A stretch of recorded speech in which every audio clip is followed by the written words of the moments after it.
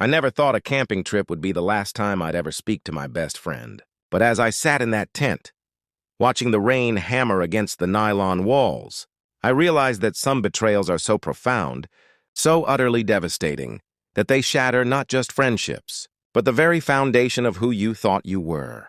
This is the story of how one night in the wilderness taught me that sometimes the people closest to us are capable of the most unimaginable acts, not of cruelty, but of a kindness so overwhelming it destroys everything in its path. Marcus and I had been inseparable since third grade. We were the kind of friends who finished each other's sentences, who showed up at each other's houses unannounced, who knew every secret, every dream, every fear. We'd planned this camping trip for months, a weekend getaway to Clear Lake, just the two of us, like we'd done every summer since high school. But this year was different. This year, everything was falling apart for me. My dad had been diagnosed with stage 4 pancreatic cancer 3 months earlier. The medical bills were crushing us. My mom had taken a second job, my younger sister had deferred college, and I dropped out of my master's program to work full-time at a warehouse. The camping trip was supposed to be my escape, a brief moment to breathe before drowning again in the relentless waves of responsibility and grief. Marcus knew all of this. He'd been there through every hospital visit, every devastating prognosis. Every night I'd shown up at his apartment at 2 in the morning, unable to sleep, unable to think about anything except watching my father waste away. He'd held me when I cried. He'd covered shifts at work when I needed to be at the hospital. He was more than a friend. He was my brother. We arrived at the campsite Friday evening, the sky already dimming to that deep purple that promises a perfect night.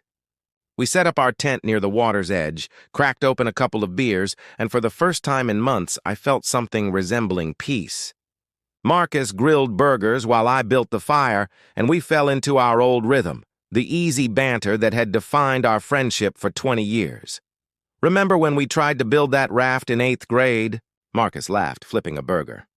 And it sank the second we put it in the water? We were idiots, I grinned. Your mom was so pissed when we came home soaking wet. Worth it, though.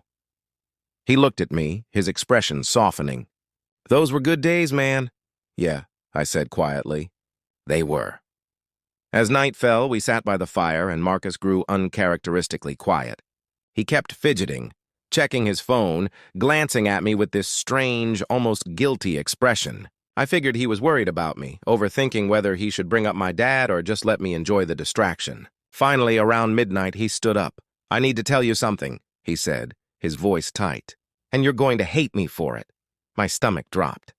In that moment, 1,000 scenarios flashed through my mind. An affair with my ex-girlfriend, a betrayal at work, some secret he'd been keeping. I braced myself for the worst. What is it? I asked, my hands suddenly cold despite the fire. Marcus pulled out his phone, tapped the screen a few times, then handed it to me. It was open to a GoFundMe page. My face stared back at me from the screen, a photo Marcus had taken last summer when things were still normal. The title read, Help Save David's Father Medical Fund. I stared at it, confused. What is this? Just read it, he said softly. I scrolled through the page. Marcus had written about my dad's diagnosis, about our family's financial struggle, about me dropping out of school to help. It was eloquent and heartbreaking and painfully personal. Every private detail of my life laid bare for strangers to read. But what made my hands start shaking was the number at the top of the page, $180,342 raised. What the hell did you do? I whispered. I started it 3 months ago, Marcus said, his voice cracking. Right after your dad's diagnosis. I didn't tell you because I knew you'd say no. I knew you were too proud to accept help. So I did it anyway. I couldn't speak. I just stared at the number, at the hundreds of comments from strangers, co-workers I'd never met, friends of friends, people from our hometown I barely remembered, complete strangers from across the country who'd read our story and opened their wallets. You had no right, I finally managed, standing up. You had no right to put my family's private business out there like that, to make us some charity case for the whole world to pity. David, how could you? My voice was rising now, all the emotion of the past months erupting. Do you know how humiliating this is? Everyone knowing our business? Everyone feeling sorry for us? It's not pity, Marcus shouted back, and I'd rarely heard him raise his voice. It's people who care. It's people who want to help. Why is that so hard for you to accept? Because it's not their problem, I yelled. It's my problem. My family's problem. I'm supposed to handle this. You can't handle it alone. Marcus's eyes were wet now. You're killing yourself trying. You dropped out of school, you're working yourself to death, and it's still not enough. The bills keep coming, and your dad keeps getting sicker, and you're so busy trying to be some kind of martyr that you can't see that people love you and want to help. That's not your decision to make. Then whose decision is it? He stepped closer, his voice breaking. When do I get to help my best friend?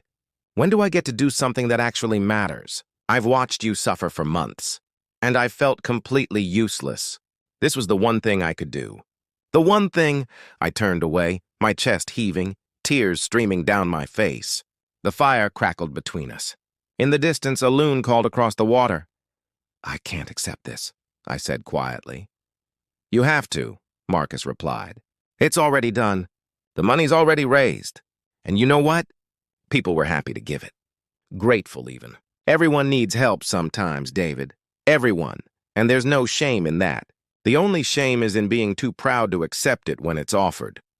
We stood there in silence, the weight of everything hanging between us. I thought about my dad, about the experimental treatment his doctor had mentioned but said we couldn't afford. I thought about my mom's exhausted face, my sister's deferred dreams, my own abandoned degree. I thought about Marcus, who'd spent 3 months building this campaign, reaching out to everyone he knew, putting himself out there for me because that's what love looks like. I don't know how to thank you, I whispered finally. You don't have to, he said. That's what I'm trying to tell you. You don't owe anyone anything. Not gratitude, not repayment, nothing.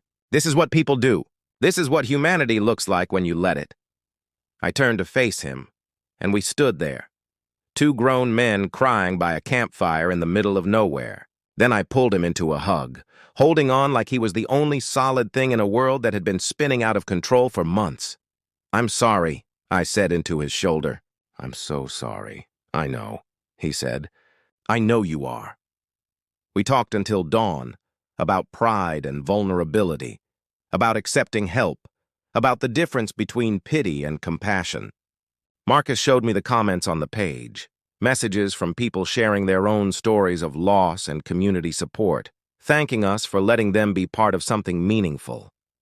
He showed me how many of my old teachers had donated, how my former baseball coach had organized a fundraiser at his gym, how strangers in other states had shared the page because they'd been through something similar and wanted to pay it forward. By the time the sun rose over Clear Lake, something had fundamentally shifted in me. My friendship with Marcus hadn't been destroyed, it had been transformed. I'd learned that true strength isn't about carrying every burden alone. It's about trusting the people who love you enough to let them in, to let them help, to let them show you what human kindness really means. My dad started the experimental treatment 2 weeks later. Marcus and I are still best friends. Though I understand now that he's not just my friend, he's my family, my brother. The person who loved me enough to betray my pride to save my father's life, that tent night destroyed my friendship forever. But from its ashes rose something better. A relationship built not just on shared history, but on profound gratitude, vulnerability, and the understanding that we're all just humans stumbling through darkness, desperately needing each other's light.